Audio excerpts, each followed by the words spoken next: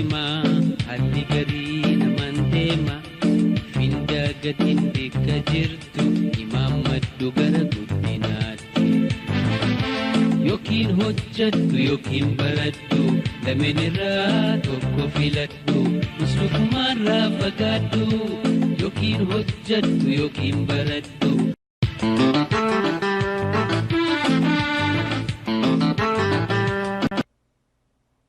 Assalamu alaikum jarahin. Akkam jirtan nagaa fayyaa. Baga nagaa handuftanii dhihaadhaa jenna. Qophiin kompiitara wal haa barruu torbaanitti guyya lama sabtii fi alhada kenninu ta'arraa amma jalqabuu fi qophoitamoo. Tole gaa osoo gara sagantaa irratti hin dabarreen duratti dhaamsi isin gara Facebook, YouTube fi emailii argaa jirtan kan hedduu nama jajjabeessu fayyaadahaa galatoomaa jenna. Akka namni keenya hundi kompiitaraa fi teknoolojii ammayyaa irraa qooda fudhatuuf waliif share godhaa, laayikii fi subscribe godhuus hin dagatinaa gara YouTube'iinis gara Facebook'iinis akkasumatti share, laayikii fi follow godhuu hin dagatinaa jenna. Amma gaamee bakka torbaan dabretti dhaabnerraa haafnee haa fullaafnu. Chapter 2 yookiin ammoo lesson 2 page 12 irra dhaabnee boqonnaa lammaffaa fuula 12 irra dhaabnee jechuudha. Har'ammoo 13 irraa jalqabna. Gaa chaptera kana keessatti waan ilaalaa jirru akkaataa ittiin hardware fi software waliin haasawani. Fuulli 13 waa'ee clock speed continued jaa waa'ee clock speed torbaan dabre kan haasawne. The system clock generates regular or periodic ticks in the form of electronic pulses to form the clock cycle jaa. Kun jechuun gaa system clocking clock cycle uumuuf dhawaataan beats yookiin ammoo dhawata maddisiisaa jaa. Kun gaafa keenyaaf akka yeroo yerootti onneen oguu dhawatu beats jechuun akkana laala. Kabitii dhawachuu san kana maddisiisaa jecha. Each beat of the system clock is called a cycle. Bitiin sistemaa tuni mataadhaan cycle jaamti. Clock speed is measured in megahertz MHz, which is a million cycle per second, and a gigahertz GHz, which is a billion cycle per second. Yeah. A hertz is 1 cycle per second. Kuniga clock speed in megahertz fi gigahertz in hammamin isa shalagama jechu. Megahertz ga miliyona fi gigahertz ammoo biliyona fi. Hertz jechuun tun ammoo ga second tokko keessatti marroo tokko jechu. 1 cycle per second jechu. Bit size ja. Another measure of CPU performance is bit size, which is how many bytes of data the CPU can retrieve from RAM at once. Kana jechuun gaa karaan biraa kan hojiin CPU ittiin shalagamu bit size jedhama jechuudha. Bit size jechuun gaa yeroo takkatti data baayitii hammam RAM yookiin ammoo random access memory keessaa gadi baasuu jechuudha. Fakkeenyaaf gaa amma yoonii fi letter A as keessa katabne kuni karaktera tokko jechuudha. Letter A tuni karaktera takka. Mul'ataa miti sirriitti bitii 8tu walitti hidhamee baayitii takka ta'a. Fakkeenyaaf gaa maal jaas jalatti an 8-bit CPU can process 1 byte at a time. CPU'n bitii 8 bit wanni jennutti ni gaa on off waan jenneen sani fakkeenyaaf binary dha. On off yes no 0 fi 1 jedhu kuni bit jennaan. Amma gaa kuni machine language sani. Machine language sun abbaan 8 oguu gar tokko wanni 8 oguu bakka takkatti hidhame maaluma byte kan jennu kan uumaa jechuudha. Bytein tokko immoo karaktera takka. Letter A fakkeenyaaf akka letter A jenneen kana jechuudha. A 16-bit CPU can process 2 bytes at a time. Kuni gaa yeroo takkatti CPU'n akkuma reefu jennetti CPU'n kuni 8-bit, 16-bit, 32-bit, 64-bit, and then 128-bit bifa saniin deemaa jechuudha. Lakkoofsisaa dabaliidhaan idaamaa deema. Fakkeenyaaf 8 kuni 16 ta'a, 16 32, 32 64, 64 dhibbaa fi 28 akkasii deema. Tole bifuma kanaan gaa a 32-bit CPU can process 4 bytes at once. 32-bit CPU'n karaktera 4 yeroo takkatti raamii keessaa random access memory keessaa gabbaafachuu danda'a jechuudha. Ka 64tiis karaktera 8 baafachuu danda'a bifuma saniini jecha. Gaariidha. Fuulatti aanutti haa dabarru. A multi-core processor is a single chip that contains more than one processor. Multi-core processor jechuun gaa chippii takkitti processora tokko ol ifirraa qabdu jechuudha. If a computer contains a multi-core processor, the operating system can use multi-processing to split tasks among the processors. Yoo computerri processora multi-core jennuun kana qabaate hojii hojjetu gara processoraalee kaanitti gargar qooduu danda'a jechuudha. Adda hiraaf jechuudha. Hojii laaffisuudhaaf. Each processor can work on a different task at the same time. Processoraaleen kunneen gaa mata matatti hojii adda addaa yeroo takkatti hojjechuu ni danda'anii jechuudha. A single core processor can enhance performance using multitasking and multithreading. Kun egaa single core processor kan jennu kun jara multitasking fi multithreading jedhaman kanatti fayyadamuun hojii isaa fooyyeffachuu ni danda'a jechuudha. Multitasking can run more than one program at the same time. Yeroo takkatti waan hedduu hojjechuu programma yookiin application tokko ol yeroo tokkotti akka hojjechuu godhuudha jechuudha. With multi-threading, the operating system can handle many parts or threads of a single program. Kana jechuun gaa operating systemiin dameelee hedduu programma tokkoon dalaysiifachuu, hojjechiifachuu jechuudha. Waa hedduu programni tokko, application tokko yeroo tokkotti hojjechuu danda'u jechuudha.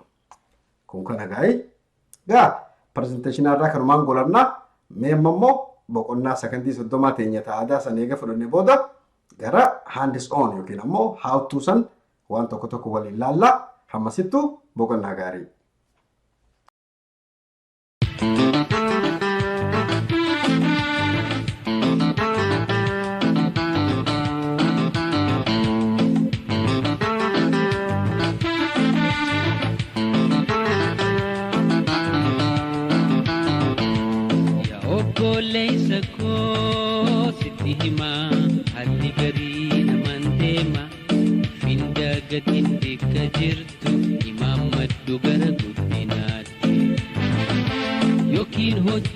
Yookiin baradhu lameen irraa tokko filadhu muslukumarraa fagaadhu yookiin hojjedhu yookiin baradhu.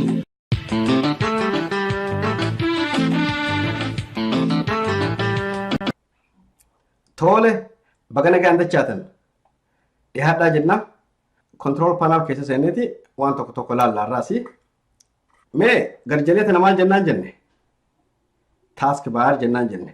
Fakkeenyaaf applicationota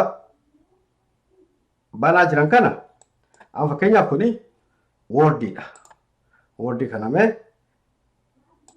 haarawaan banaa Microsoft Word jennaan kana.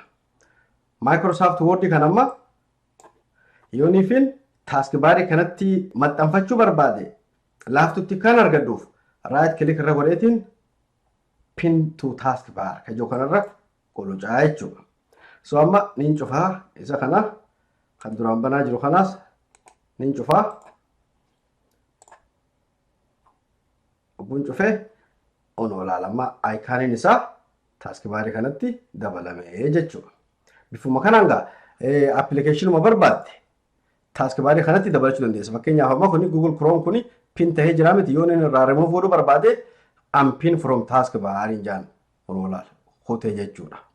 Worduma kana amma idaane kanaawu unpin yoon jeen maal godha hojiise yoon deebisee ammas pin godhachuu barbaade yoo search here bakka joo kana dhufeetiin Word katabaa hogguun qoluuj godhee Word inni banamaa jechuudha. Word nu gu'ee galee right click irra gooteeti pin to task bar jettaan. So yoo cufee amma fakkeenyaaf task baritti idaamee jira jecha kunno. So garjalee tanaan task bar jennaan. Bakka hojii jechuu yookiinis. Gareen kun ammoo notification area. Naannawa irraa dhaamsi dabru jechuudha. Fakkeenyaaf amma xiyyaa fuula garagartee kanarra yoon qulluce appilikeeshinoota banaa jiru kanneeniin argaa jecha. Bakka saawundi sanitti gaa gudeeminu asirraa saawundi adjust godhuu ni danda'ama. Open sound settings kan jiru kanarra yoon qulluce foddaa haarawaa takka banaa. Foddaa tana keessatti kun olaanammoo wanni jiru. Gara harka bitaa kanarraa gaa display sound notification actions focus assistance waan dilata kaa jira. Sound control panel kanarra yoon qulluce foddaa biraa haarawaa banaa jechuudha. Foddaan haarawni banamtu sunis kunoo. As keessaanis adjust godhuu ni danda'a jechuudha. Ispeekaraa fi maayikiroofoonaan itti fayyadamaa jiru. Garanaanis adjust godhachuu ni danda'ama jechuudha. Amallee related settings kan jiru kana keessa ilaalamma sound settings kana bante Bluetooth and other devices kan jirutu jira. Microphone privacy settings, ease of access audio settings. Jarri kun hundi dhugaa fakkeenyaaf amma yoo Bluetooth kanarra qolocine foddaa haarawaa biraan nu bana ispeekara Bluetoothiidhaa itti hidhachuu dandeessa. Waan meeshaa Bluetooth hin daleetu asitti dabalachuu dandeessaa jechuudha. Plus kanarra qolochaa Plus ini kanarra qulqulluu foddaan haarawni biraan banamti. As jalatti maas added device kan jiru kana jalatti Bluetooth kan jiru kanarra qulqulluu ni barbaadaa jechuudha. Barbaadeeti meeshaa dandeettii Bluetooth computer kana wajjin walitti hidhachuudha qabdu yoo arke garjalee tanatti tarreessaa jechuudha. Kun kana fakkaata. Oguu keessaa boo barbaaddu immoo X tanarra qulqulleetuma keessaa baataa jechuudha. Tole egaa ammallee notification area kanaan wanni biraa kan godhamuu dandeemu. Kun amma networkidha. Network is troubleshoot yookiin immoo open internet settings kan jiru kanarra qulqulluu dandeenya. Open internet settings kanarra qulqulluune foddaa haarawaa banaa jechuudha. Foddaan haarawni tun gubanamte amma gaa internetii wifi yoo ta'e makame connect taatee jirta. As jalatti siif hima. Show available networks kun connected jaalawna amma sitti DHON kana jechuudha. Show available networks jechuun ammoo kan biraa kanatti hidhachuu barbaaddu ha jiru naa himi jechuudha. Nagarsiisi yookiin kun amma ha jiru walkie kan jiru kana faadha. Walkie kun gaama maybe ka wallaa kana ta'a jecha. Amma gaa foddaa tana keessatti airplane mode kana on fi on godhuu dandeessa. Airplane mode tun egaa yeroo hedduu laptopii fi yogguu computer kee yookiin immoo telefoona kee xayyuuraa gubbatti itti fayyadamtu on fi on gootaa jechuusi. Mobile hotspot kan jiru kana ammoo yoonii fi internetiin itti fayyadamuu barbaaddu internetiin manaa hin qabaanne kan telefoonatti yoo fayyadamuu barbaadde mobile hotspot kan jedhamu kanatti fayyadamtaa jecha. Ethernet kan jiru kana yoonii fi amma fakkeenyaaf not connected jaakiyya kuni directly moodamarraa gara computeraa Ethernet keebiliidhaan wal qunnamsiisuu jechuudha. Kun gaa dial-up kun gaa durii amma hin jiru dial-up namni itti fayyadamu kan jiru natti hin fakkaatu. VPN kun egaa private networkidha. Fakkeenyaaf amma mostly VPN kana itti fayyadamu warra hojiiti. Maaliif yoonii fi ammaati remote taate hojiin ta'e nama remotely hojjetu taate manarraa yoo hojjette informationii bakka dalagaa san qunnamuu akka itti dandeessu servera isaanii san qunnamuu akka itti dandeessu VPN jechuudha kuna. Okay? Virtual private network jechaadha VPN jechuun tun. Bifa saniin itti fayyadamuu dandeessaa jechuudha. Airplane mode fi mobile hotspot duruu jennee so data usage hagam takkaan itti fayyadamu jira arguu dandeessaa. Proxy kunis gaa amma gaa use proxy server for Ethernet or Wi-Fi connections jaa. Wi-Fi proxy kana bal'inaan irratti haasofne yeroo biraa. Gaa notification area kanaan waan adda addaa adjust godhachuu ni danda'ama jechuudha. Gaariidha. Mee control panel kana keessa dachaane troubleshooting kan jiru kana halaallu.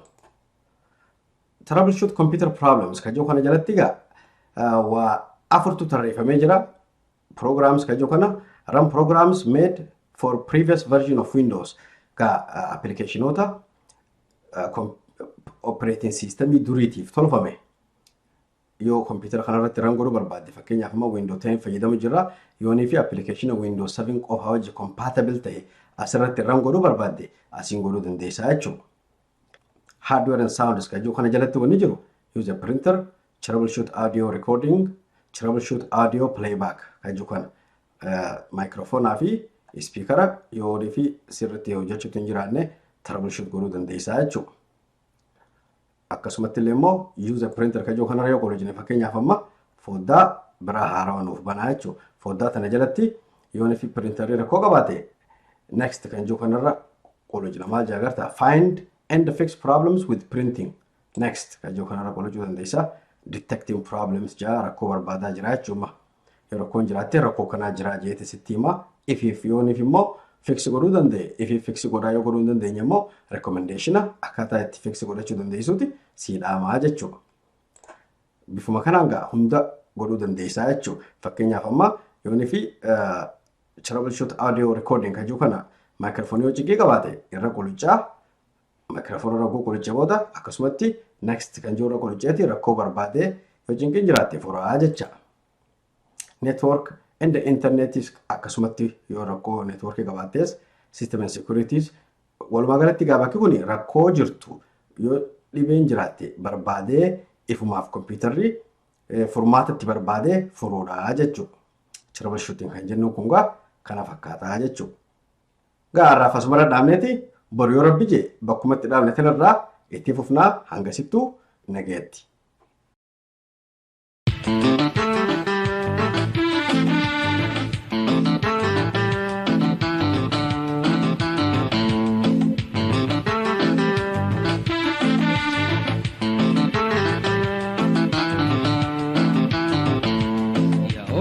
Leysa ko sitti hima addi garii naman deema finda gatiin bakka jirtu imaamaddu gara guddinaatti yookiin hojjadhu yookiin baradhu lameen irraa tokko filadhu muslukumaarraa fagaadhu yookiin hojjadhu yookiin baradhu.